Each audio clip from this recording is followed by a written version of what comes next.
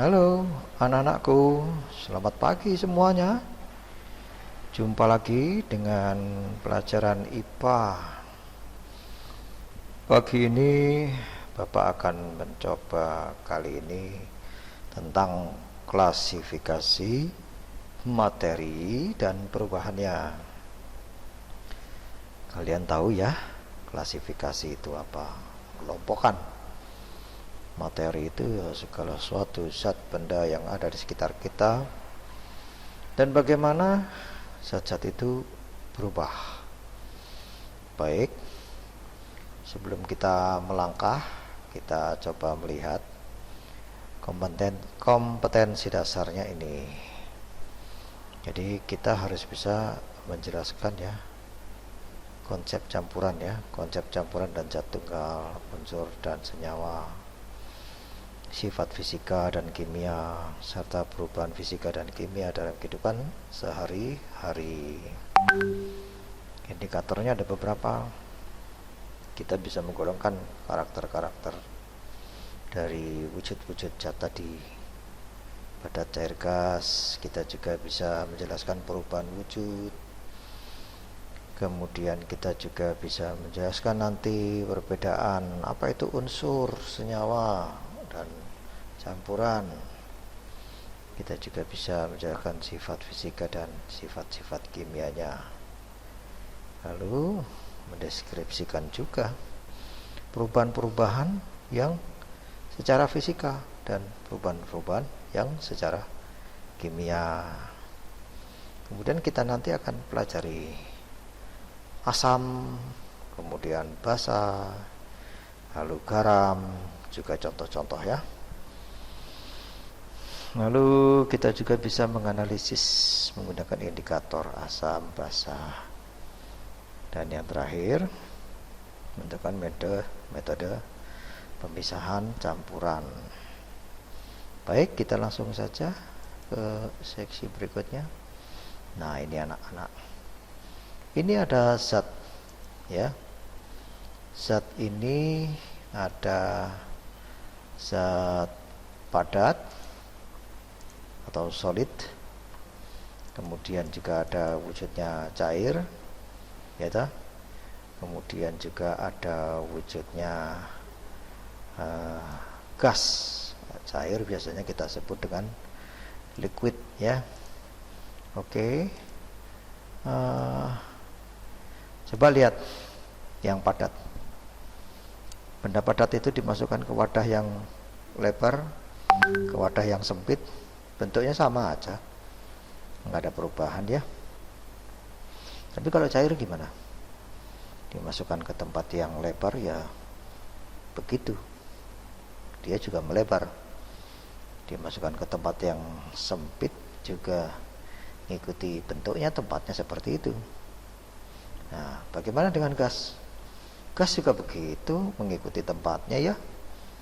Jadi mengikuti tempatnya, volumenya mengikuti tempat dia. Ini di tempat yang lebar volumenya sama dengan tempatnya yang lebar itu. Sedangkan yang sempit dia volumenya ya jadi sempit juga ya.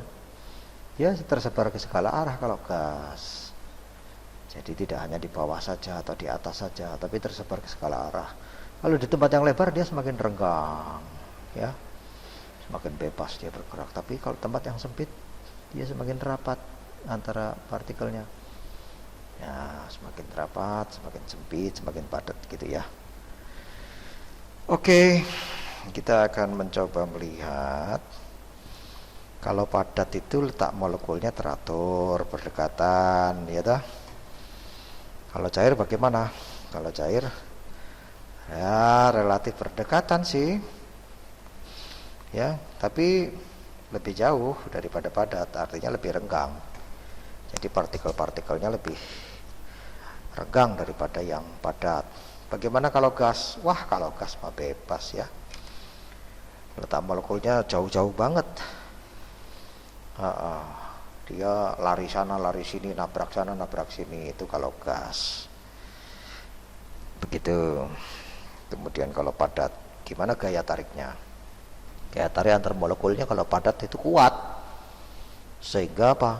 Kita memisahkannya saja lebih susah daripada kita memisahkan molekul-molekul zat cair atau zat gas. Kalau zat cair bisa kita pisahkan ya, kita tuangkan dia tumpah ya, kemudian kalau gas lebih gampang lagi, wadahnya dibuka, tutupnya, dia keluar semua. Kenapa? Karena di luar lebih bebas dia daripada di dalam gitu. Gerakannya gimana? Kalau yang padat gerakannya gimana? Gerakannya hanya bergetar-getar aja di tempatnya ya, bergetar di tempatnya, nggak pindah-pindah, nggak bisa pindah dia ya. Kalau cair ya masih bergetar di tempatnya, tapi dia bisa pindah-pindah ya, bisa ke sana ke sini, ke sana ke sini gitu. Contohnya air laut tuh, air laut bisa bergejolak ya. Atau kamu taruh air aja di ember, digoncang-goncangkan. Atau kamu taruh air di gelas, digoncang-goncangkan. Ya, jadi itulah beda-bedanya. Kalau gas gimana? Kalau gas mah bebas ya. Oke, jadi kamu jangan seperti gas ya, nanti kamu bebas. Terlalu bebas, tidak boleh. Baiklah,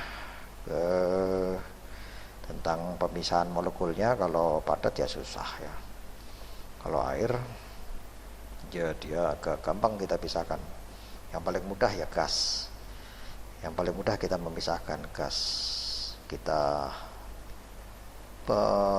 letakkan di tempat yang lebih lebar atau luas, dia akan semakin senang atau semakin mudah untuk bergerak. Contoh-contoh saya rasa kalian tahu, padat itu seperti apa, cair itu, dan gas juga seperti apa. Oke, kita melangkah berikutnya. Nah, di bagian ini ada yang namanya unsur, ada yang namanya senyawa, ada yang namanya campuran. Oke, unsur itu apa? Zat tunggal tidak dapat diurai lagi menjadi zat yang lebih sederhana dengan proses kimia biasa. Macam-macam unsur apa gitu ya, banyak di alam ini, banyak. Ada unsur hidrogen, unsur nitrogen, unsur besi, aluminium, emas, seng, dan lain-lain, banyak sekali. Unsur bisa menjadi lebih kecil, bisa diuraikan menjadi atom-atomnya, molekulnya yang menyusun, atau atom-atom yang menyusun. Dan nanti kamu coba mencari unsur. Unsur itu terbagi dua di alam ini, unsur logam dan non logam. Tapi ada juga unsur yang semi ya, semi logam atau semi non logam. Ada gitu. Lalu senyawa bagaimana?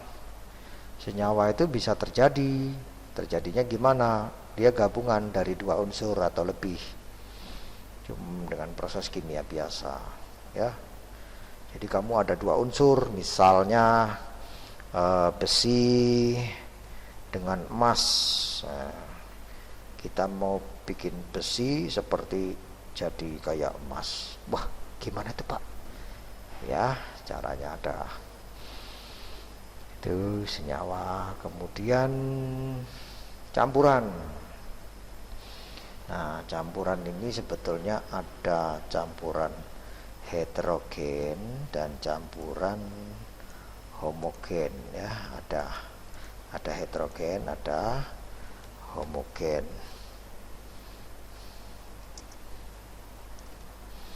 Nah, bedanya apa nih? Kalau campuran heterogen, kita masih bisa melihat isinya apa.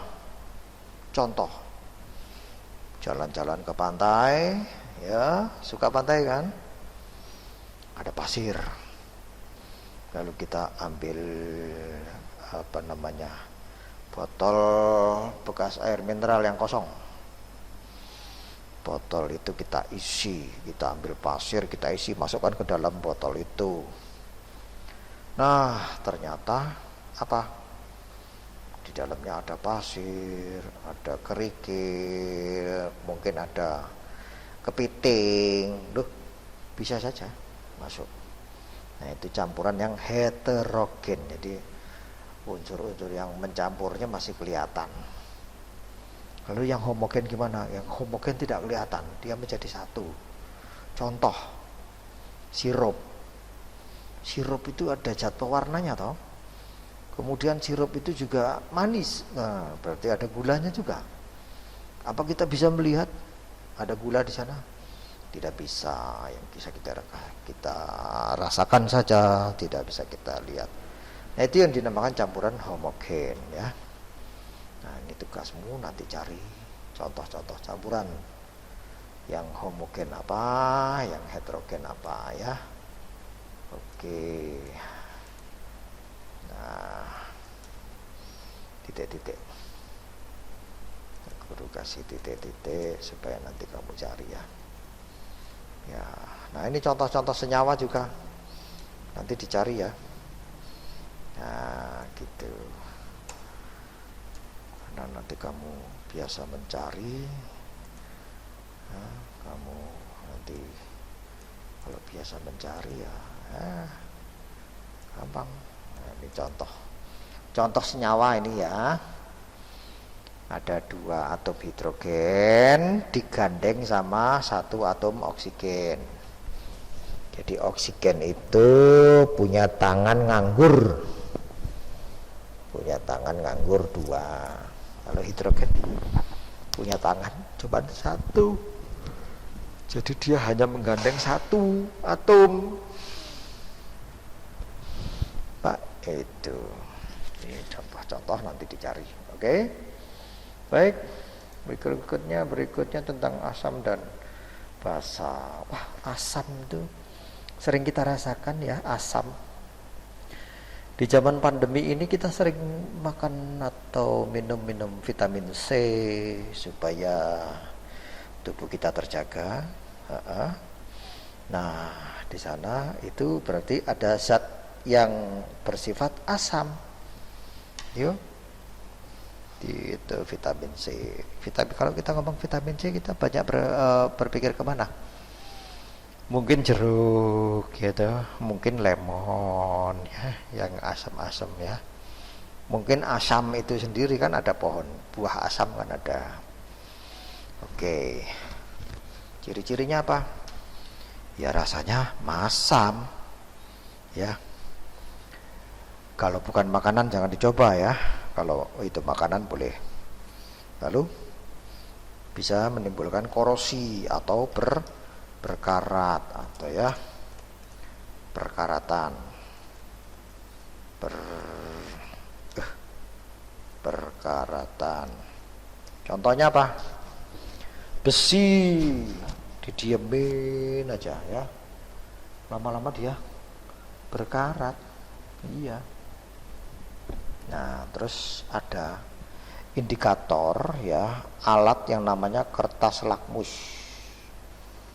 Kertas lakmus itu kalau dia warnanya biru, dia berubah menjadi merah ya. Mana ya biru ini Bapak kasih kertas lakmus warna biru. Nah, ini cacanya kertas lakmus warna biru. Ini biru apa hijau ini? Oh, hijau ini ya. Janganlah, diandu aja. Kita yang biru. Mana yang biru ya? Nggak ada ya, di sini nggak cukup ya. Kertas lakmus warna biru.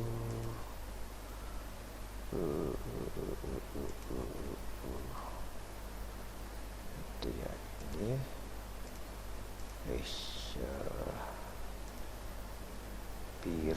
Biru yang mana ya? Yang ini ya.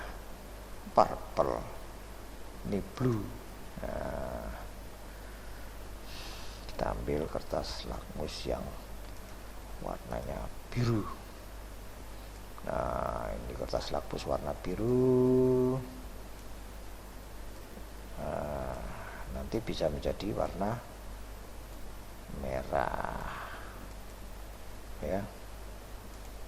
Kita cari lagi yang warnanya merah. Mana merah? Loh. Enggak ada. Gimana? Gini. Merah ya. Merahnya tapi agak pink loh nak. Highlight.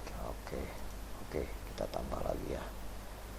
Nah, jadi kalau dicelupkan ke zat yang asam, dia akan menjadi biru, ini akan menjadi merah ya kalau dimasukkan ke zat yang asam. Tapi bagaimana kertas lakmus yang warnanya merah kalau dicelupkan ke zat yang asam? Kertas lakmus yang warnanya merah akan tetap menjadi merah. Nah, begitu. Beda dengan basa. Basa rasanya pahit, kalau di tangan licin. Contohnya sabun. Ya. Nah, ini nanti kalau kita ambil kertas lakmus yang warnanya merah di tempat yang kita letakkan di tempat yang bersifat basah, kertas lakmus merah ini akan berubah menjadi warnanya biru gitu. Kalau dia kita letakkan di tempat yang warnanya kita letakkan di tempat yang bersifat basah ya. Loh Pak, kalau kertas lakmus yang warnanya biru di tempat basah bagaimana Pak? Bisa atau tidak? Bisa. Kalau kita celupkan di tempat yang basah, yang biru akan tetap menjadi warna biru. Dia tidak berubah. Begitu. Ya. Jadi yang merah tetap merah, yang biru tetap biru. Begitu nak kira-kira. Apa ini? Ya. Paham sampai di sini? Paham. Saya yakin kalian paham. Nah, terus ada lagi nih. Garam. Kita sering makan garam. Kalau masak dikasih garam. Ternyata garam itu sebetulnya itu hasil reaksi dari benda yang bersifat asam dan benda yang bersifat basa. Itulah garam, ya. Jadi kalau kita makan garam berarti ya ada asamnya ya, ada basanya ya. Ya wis, paham ya. Nanti contoh-contoh asam apa saja. Contoh-contoh basa apa saja. Kalian catat apa yang ada di rumah yang bersifat asam dan bersifat basa. Gitu ya. Oke. Lalu kita akan melihat adanya perubahan-perubahan zat secara fisika dan kimia. Bagaimana sih benda itu akan berubah secara fisika? Bagaimana benda itu akan berubah secara fisika? Maksudnya gimana? Dia berubah, tetapi zat atau unsur aslinya masih ada. Contoh nih, es pencair, atau sebaliknya air menjadi es. Ini berubah secara fisika. Jadi zat aslinya masih ada. Nah, beda dengan perubahan secara kimia. Bagaimana benda berubah secara kimia? Dia membutuhkan sebuah reaksi. Ya. Nah, benda yang berubah secara kimia itu zat aslinya tidak terlihat lagi. Ya, zat aslinya atau unsur aslinya sudah tidak terlihat lagi, dia akan menjadi zat baru, ya. Kemudian ciri-cirinya selain zat baru, dalam efeknya mungkin timbul gas, atau juga mungkin timbul endapan,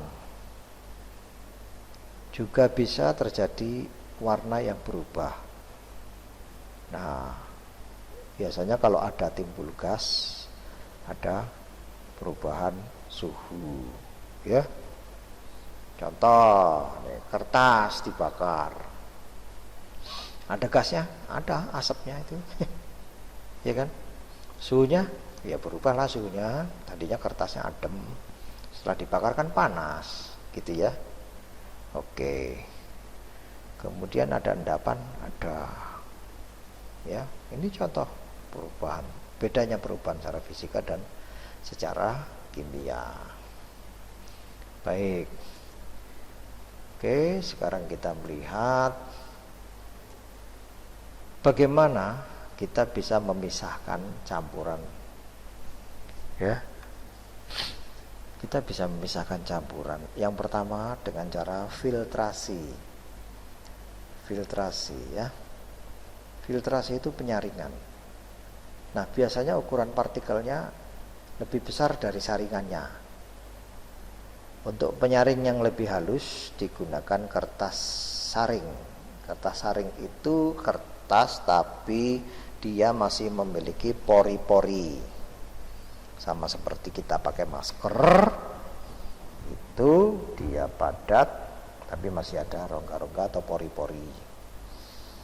Nah, contoh gimana kita mau nyaring apa? Kita mau minum kopi, nggak pakai ampas, kita saring saja ampas kopinya. Sehingga kita minum kopi tanpa ampasnya, ya, kecuali kamu suka ampas kopinya. Biasanya yang cewek-cewek ampas kopi katanya buat facial, buat make up katanya, ya. Biar tambah kelihatan wow. Demikian. Ada lagi cara lain memisahkan campurannya, cara sentrifugal atau diputer-puter. Jadi dimasukkanlah zat itu ke dalam tabung, lalu diputer dengan kencang. Ini yang sederhana, hanya seperti ini saja. Dicantolkan, terus ini diputer dengan, ya, ada alat pemuternya di sini. Nah, dia muter. Zat yang lebih berat akan berkumpul di bagian pinggir, ya, sehingga nanti akan terjadi di tempat yang paling bawah dari tabung itu. Contoh, ini hasilnya nih. Ini hasilnya, ya. Sebelum diputer ini, jadi nyampur. Setelah diputer misah. Buat apa kira-kira? Kita bisa memisahkan sel-sel darah merah dan sel-sel darah putih. Pak, saya perlu darah putih. Oh ya, ini ada donor. Terus diputar gini, ambil darah putihnya. Gitu ya, nak, ya. Tapi jangan, ya, jangan sampai kalian kekurangan darah putih atau kekurangan darah merah. Semuanya harus seimbang. Baik. Lalu kita juga bisa memisahkan dengan cara penyulingan atau destilasi. Jadi zat yang akan kita pisahkan ini biasanya mencari kemurnian dari sebuah zat. Zat itu kita pisahkan, kita tampung dulu dalam suatu wadah yang rapat. Kenapa? Karena kita akan menguapkan zat cair yang ada di situ. Kita uapkan, setelah menguap nanti mengalir dalam sebuah tabung atau pipa. Nah, di pipa itu didinginkan dengan air dingin yang mengalir, tetapi air dingin itu tidak masuk ke dalam pipa yang tadi ada uapnya, ya, di luar pipa yang ada uapnya, sehingga terjadilah pengembunan, kondensasi. Uap yang panas tadi melalui pipa yang dingin dia akan mengembun. Setelah mengembun, maka keluarlah lagi zat cair ya, yang sudah menjadi cair kembali. Nah, air ini adalah air murni ya. Air murni yang sudah terbebas dari campuran-campuran nggak tahu apa yang tadi air itu tercampur-campur entah dari mana dan tercampur apa. Ini salah satu contoh untuk mencari air bersih yang dapat diminum dari sumber air yang kurang baik. Nah, di negara-negara yang sudah maju, mereka merebus air laut, lalu yang tertinggal garamnya, lalu yang menguap tadi uap airnya didinginkan jadi air minum, air bersih. Itu di negara yang sudah maju. Kita belum, karena di tempat kita masih banyak air bersih. Oke, tugasmu saja besok, suatu saat nanti. Oke, baik. Kemudian kita melihat yang keempat, pemisahan dengan cara kromatografi. Ini untuk mengidentifikasi sebuah campuran dalam zat ya, campuran dalam zat. Contohnya urin. Nah, kandungan kimia apa yang ada di urin? Jadi ini ada alat, kemudian ini ada urinnya di sini. Kemudian nanti air urin itu, ini jadi alatnya ini seperti tisu. Ini naik dia, melunturkan titik-titik yang ada di sini. Nah, ini titik-titik ini titik-titik indikator ya. Mana yang luntur? Nah, luntur apa? Nah, kalau ada urin mengandung narkoba, gitu ya, itu nanti sudah ketahuan. Jadi zat cair yang di tisu itu nanti akan naik melunturkan indikator-indikator ini. Ini kan ada indikatornya nih, kuning, merah, hijau, biru, hitam. Nah, itu nanti akan luntur terbawa cairan urin yang merambat di tisu indikator ini seperti tisu, jadi kertas yang cukup halus. Nah, oke, kemudian yang berikutnya adalah dengan cara sublimasi, memisahkan. Ini mirip seperti yang destilasi ya. Cuma ini kita mau melihat apakah dalam suatu zat itu ada benda yang bisa menyublim. Menyublim itu berubah dari padat langsung menjadi uap. Jadi dia tidak melalui proses mencair dahulu ya. Karena bendanya sama-sama padat. Jadi ada suatu zat campuran garam beriodium. Garam beriodium artinya garam itu sudah ada iodiumnya. Kita mau misahkan campuran itu. Iodiumnya nanti menguap, terus didinginkan. Di atas ini ada es yang mendinginkan uapnya itu, lalu uapnya itu nempel di bawahnya plat pendingin ini. Nah, disitulah menempel iodium itu di situ. Nah, ini dengan 5 cara ini kita bisa memisahkan campuran ya. Tergantung yang kita butuhkan memisahkan apa gitu. Ya, oke. Sampai di sini dulu klasifikasi materi dan perubahannya. Untuk latihan-latihan kalian bisa coba melihat ke buku paket yang ada di kalian pegang itu. Latihan-latihan di sana banyak, ada uji kompetensinya di sana ya. Baiklah nak, sampai di sini mudah-mudahan kalian bisa memahami dan bisa berguna dan bermanfaat bagi kalian semua.